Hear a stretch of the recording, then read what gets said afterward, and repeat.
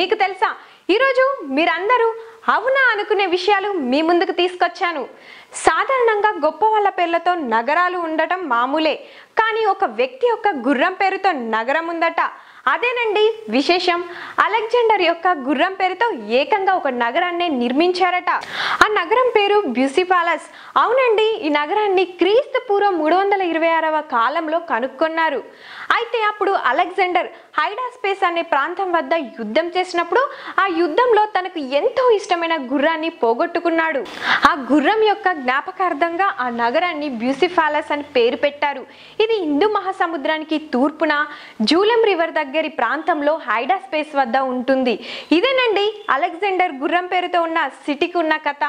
అంతేకాదండి, అలెగ్జాండర్ పేరు మీద 20 నగరాలు కూడా ఉన్నాయంట.